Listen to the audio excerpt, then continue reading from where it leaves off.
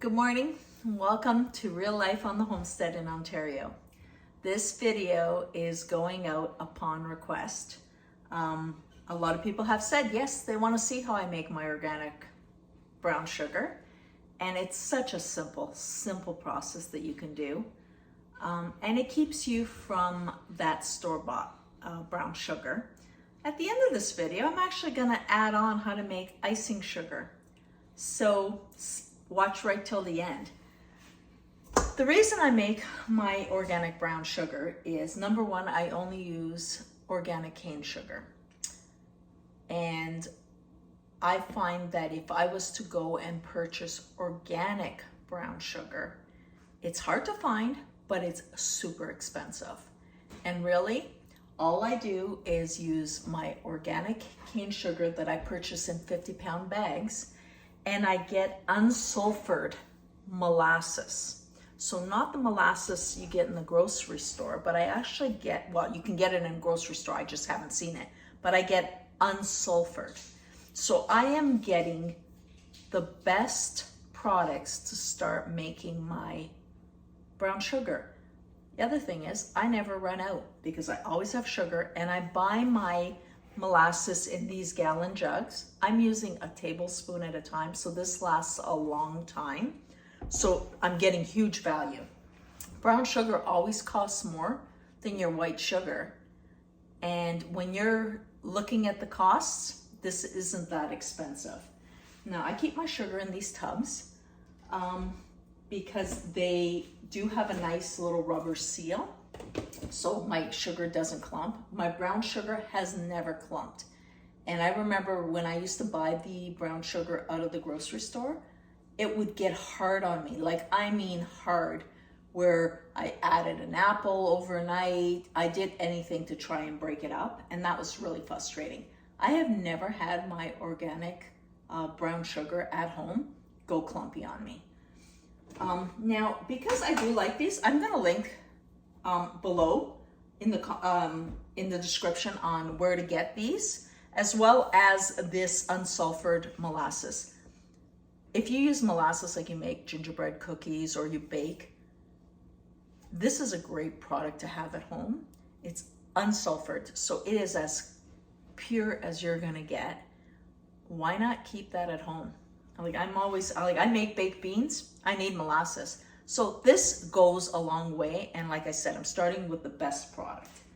So this is how simple it is, and I keep saying that I try to do things simply because so many times people try to overcomplicate things, and I believe that they do that for the purpose of making themselves look smarter. It's not a hard thing. So here I go. I am actually I have quite a bit still, so I didn't want to make too much. I'm gonna do 3 cups, just because that's all I probably need to keep my batch topped up. But it's 1 cup of sugar to 1 tablespoon of molasses to make a light brown sugar. If you want more, you add more molasses. So start light and go as dark as you like it to be.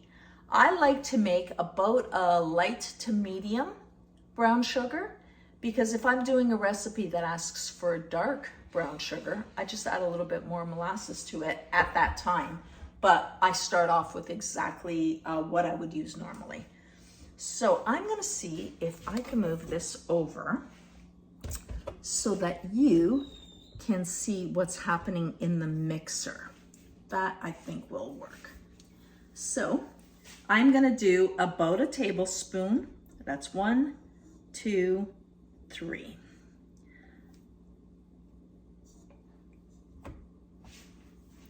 That is my start, 3 tablespoons. This is not hard, guys.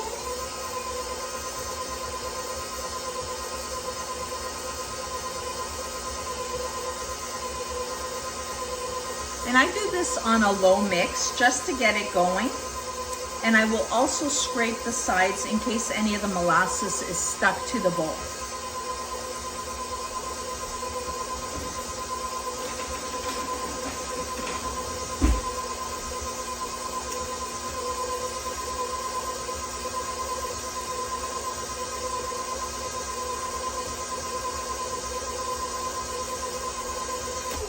I'm just gonna see how if it's sticking to the bowl anywhere. Oh, there is a spot there that had a bit.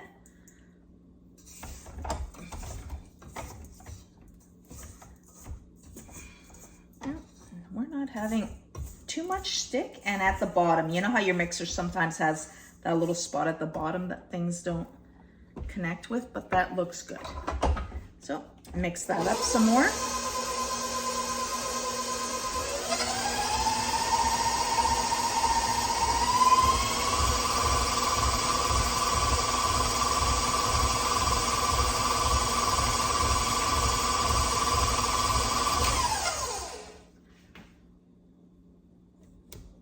Holy shit, was that ever easy, don't you think? I am gonna just show you what this beauty looks like.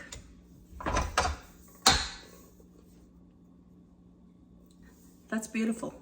It's absolutely beautiful. That is the most gorgeous brown sugar. You know I get to lick my fingers after I show you this. That is beautiful. I actually like the brown sugar in my teas as well, just for a different flavor, but that is how easy it is to do. You can do this. You can absolutely do this because you're smart enough to do this. I'm gonna put this aside, and now I'm gonna show you how to make the simple icing sugar. Well, now that we've completed our brown sugar, I need you to be ready for all your holiday baking. Icing sugar is probably something you use. Now let's make some organic icing sugar. And the reason I make my icing sugar is the white sugar you find in the store is beet sugar. Beet sugar is a GMO crop. And to keep it smooth and from clumping, they use cornstarch. Cornstarch as a GMO crop.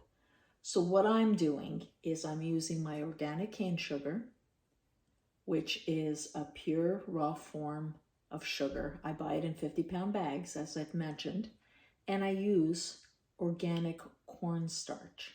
If I can stay away from the GMO, I will. So organic cornstarch, I have not seen in my grocery store. You might have it in yours. But if you need, I will create a link in the description for that organic cornstarch. It's like $10 a container and it lasts forever. So I'm actually going to make a cup at a time. And the reason I do a cup at a time is I want it to get nice and fine.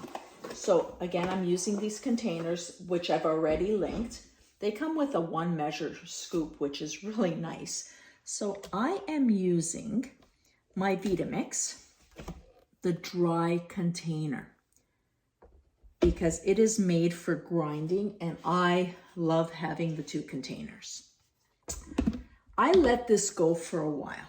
Now I'm saying about 3 to 5 minutes. It's noisy, so I will actually stop the video while I'm doing this. I'll show you just in case you don't believe me.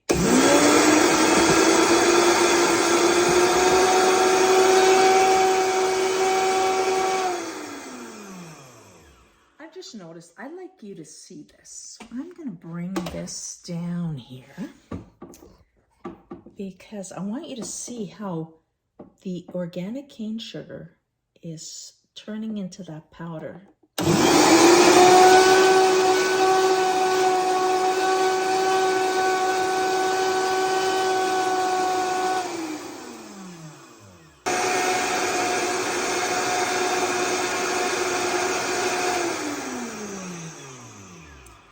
Okay, that took me a total of 2 minutes, start to finish. Oh, you can see the dust coming out of there.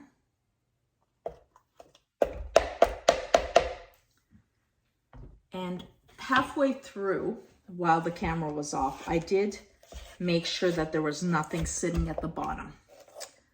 But there you go. The powdery sugar. Now I'm going to just move the Vitamix out of the way. See if you can actually see a little bit clearer. I take my powdered sugar that I just made. It does get stuck to the bottom of the container, so. And when you're doing this, if you find you didn't get it as much as you wanted to, this is a hot, you can always put it back in and blend it some more. Now, this is a high-powered blender, but you can do this with your blender. It just will take a little longer. Like, improvise, use what you got. Okay, so I have that there. Let me just get a tablespoon and get my organic cornstarch. You only need a tablespoon. The reason you're putting this in is to keep the sugar powdery, because that's what you want with your powdered sugar, icing sugar. Okay, this is it. This is going into a mason jar because I don't keep a lot of it. I'm not going to use a container to store this, but there we have it. Fine as the one you're getting in the store, but you now have an organic icing sugar. It's so simple. If it's not organic, at least it's non-GMO, which is huge. You can do these things. You are smart enough. I'm here to share with you what I have learned, and I hope that if you have a great idea of what you're doing that is non-GMO to help your household, share it in the comments. I'd love to hear it. I'd love to have that discussion and possibly even collaborate on a video if you want to do that. So again, I always ask you to like, subscribe, and share with your friends if you're enjoying this type of content. And please go out and live your best life.